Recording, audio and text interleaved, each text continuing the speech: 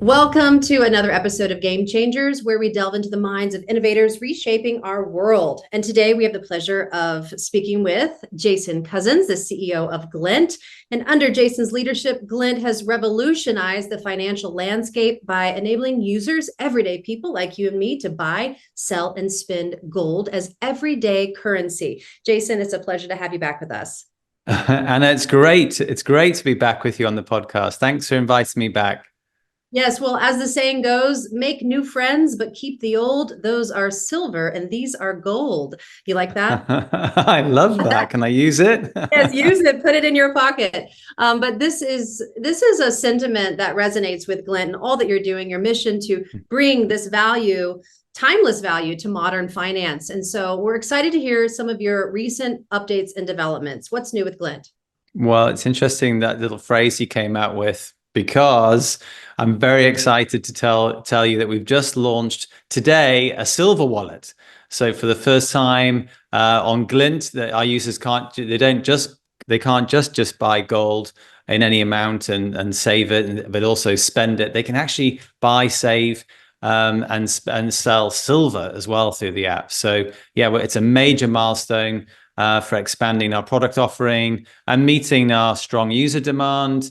But because silver was one of the most requested features from the Glint user base, and who see it as a diversification tool alongside gold. So I think it's been long waited for. There's been lots of reasons why I didn't want to do it, but actually we've caved to our user demand, and we've configured it and we've launched it on the platform today. So really excited about that. I think that's great. It's great that you have an open mind. There are people who are diehard gold only and people who are silver only. So now you diversified into both.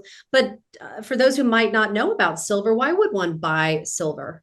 Well, I think, throughout time, people have wanted to have, sound money that can't be printed, that it can't be, conjured out of thin air, or as we call it, fiat currency, i.e. the very system which we have running across the world now, whether it's dollars or pounds, where literally money is printed or created just by tapping some keys on the keyboard. And of course, that just leads to a number of problems. It leads to something called the Cantillon effect, where those closest to the money supply benefit disproportionately from everybody else. It leads to the fact that inflation rears its head when too much money printing happens. And so throughout history, gold and silver have been the ultimate stores of value that have stood the test of time, especially gold when it comes to money, but also silver. Silver was introduced really to deal with the de minimis, the small amounts of transactions that people needed to make, that gold was really too expensive for. When you get down to paying for your apple, to shave off a tiny bit of your gold would have been so small you might lose it. But actually they started introducing things like silver and eventually things like copper as well to deal with those really small payments as gold became more valuable. Silver really has played a big part in the monetary system. But I think, for our customers, they want to be able to diversify into other precious metals. So silver offers a very complementary asset to gold and helps them balance their risk. Silver's also got industrial relevance as well. So it's used a lot in technology and renewable energy applications. And especially with the AI explosion, people are seeing the demand for silver from an industrial perspective start to increase. So there's a little bit of it behaves slightly differently to gold. And that's why a lot of precious metal savers want to be able to use that. And it's had very strong performance. Silver has had very positive growth this year. I think it's up over 30%, maybe 33% today on the year. So, that's one of the best performing assets that anyone could have saved in the last year. Gold, definitely. Silver, not far behind it. So yeah, it's something that everybody wants, and we've brought it to the platform. Good. Congratulations with that.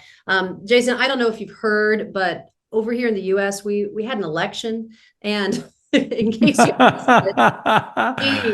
but I mean, this is on the top of everyone's mind. I mean, what do you think? How is this recent election? How does it affect precious metals? Well, look, I think whatever side of the political divide that people are on, there's definitely massive change that's coming to the United States now. The Trump administration have promised, for instance, tariffs This means that they're going to put taxes on goods that are being imported into the US from abroad. And Trump wants to be able to bring industry back to America. Now, the challenges that he faces with this and with the economy faces and everybody within his administration are vast. I mean, for instance, since 1971, when we came off the gold standard, it's no coincidence that the US effectively exported its inflation to other countries. As the cost of goods and services in the US went up, you were able to buy these products in places like China and further afield. And import them into the country very cheaply. And so people didn't feel the effect of inflation as those kind of pressures were increasing behind the scenes, as people were printing money and the value of their purchasing power was decreasing. I mean, we've seen that the dollar now, in my lifetime, has lost 90% of its purchasing power. 90, it's become nearly worthless. And of course, gold and silver have, to a degree, kept up with their purchasing power, certainly gold, and silver to a slightly lesser degree. So what am I saying? Tariffs are going to, when suddenly everything has to be produced in the US, slight exaggeration, but when that has to happen, those costs are going to go up. The cost to buy products, the cost are going to go up a lot. And of course, that means inflation is going to go up. And if inflation's going up, then interest rates, the Fed's going to put up interest rates, or at least they're not going to drop them for sure, I don't think, because they're going to be trying to fight inflation. The challenge that makes as well is that, of course, the debt that US has, 35 trillion, going up 1 trillion every 100 days. And that's a big number. 1 trillion. 1 trillion seconds ago was 31,600 years ago. It's a big number. It's a huge amount of debt. And so that's also trying to be fought. And of course, the policies that the government's coming out with, for instance, this Doge, I'm not talking about a cryptocurrency here. I'm talking about Doge, the Department of Government Efficiency, which has been headed by Trump. It's not Trump. It's been headed by Musk and one of the other Republican candidates. And they're looking to slash costs. But even if they slash costs, they're not really going to make a massive dent, I don't think, into that $35 trillion.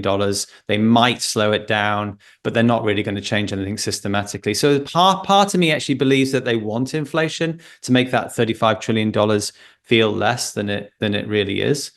But at the end of the day, what does this have to do with gold and silver? Well, I think investors are looking at all this uncertainty. They're looking at maybe some kind of reset. They're looking at some kind of correction.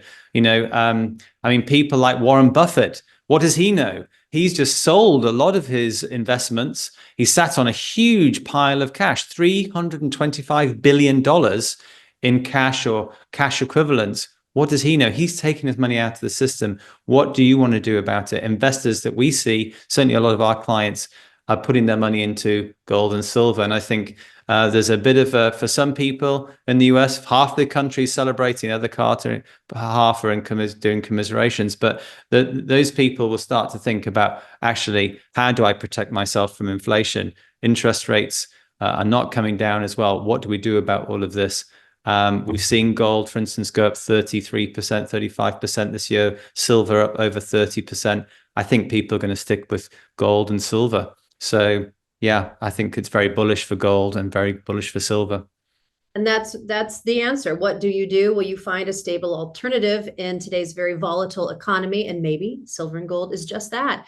Jason, it's a pleasure speaking with you. Congratulations on this new addition, gold and silver. Glint. Thank you. And and to celebrate it, of course, at the moment, if you sign up to Glint, there's a limited time offer. You can save 50% on your vaulting fees for both your gold and your silver. That's available through a refer a friend feature. So Glint is as much a movement as it is as a product. And it's really important that we spread the word about, sound money, about giving people effectively a bottom-up return to sound money. People can do that by referring a friend, and we'll reward you with 50% off your vaulting fees. So please do go and check out Glint at your favorite app store, download it. It takes only a few minutes to register. You can be buying silver and gold in just seconds. There you have it. Game changer right here. Jason, great speaking with you. Thank you very much. All right. Thanks, everyone, for watching.